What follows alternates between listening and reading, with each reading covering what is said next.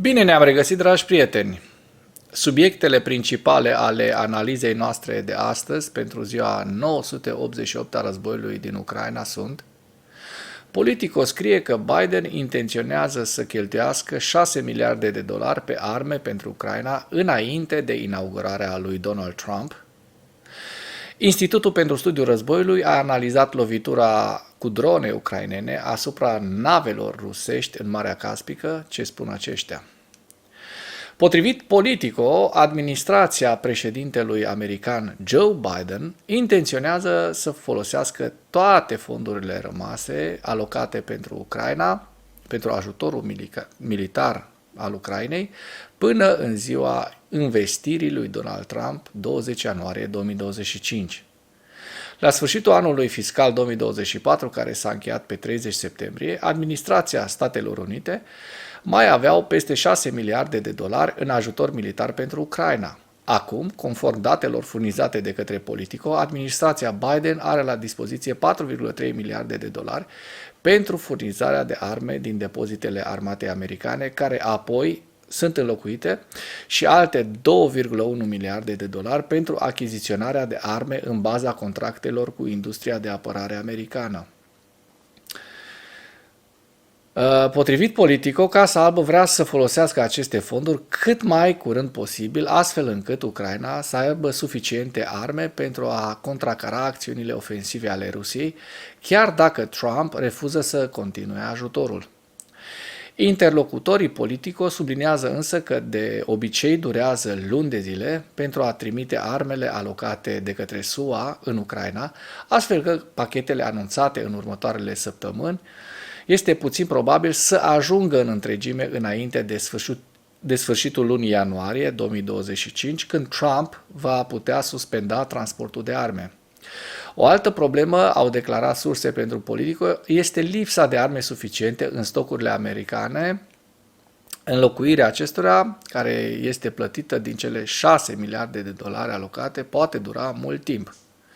Ziua 988 a războiului din Ucraina.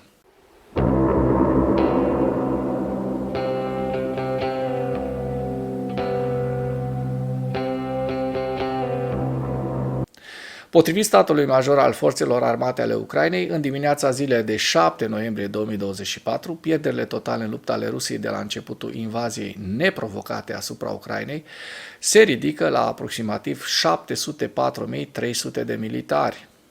În ultimele 24 de ore, Rusia a înregistrat pierderi semnificative pe frontul din Ucraina, între care 1400 militari, 10 tancuri, 20 de vehicule blindate de luptă și 24 de piese de artilerie.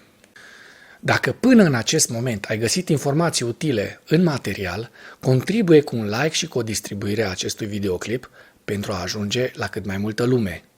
Imaginile publicate pe 6 noiembrie arată vehicule aeriene fără pilot care lovesc infrastructura portoară din Marea Caspică.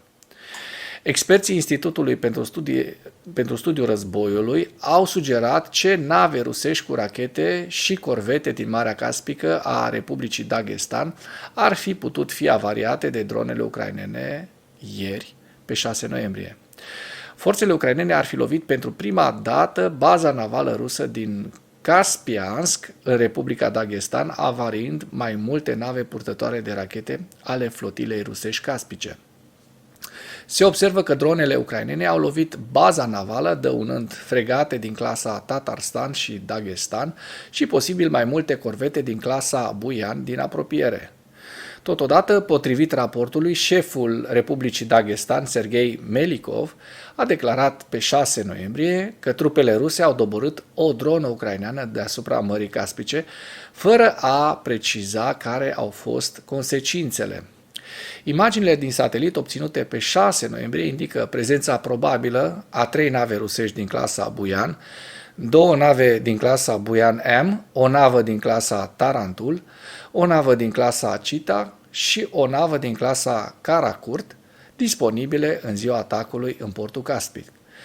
Iată, dragi prieteni, că ucrainenii reușesc să construiască tot felul de drone super sofisticate care lovesc la foarte mare adânc în Rusia și produc pagube destul de însemnate nu doar flotei, ci și mașinăriei de război rusești, care continuă să producă, din păcate, foarte mult armament și foarte mult tehnică militară care este folosită împotriva Ucrainei.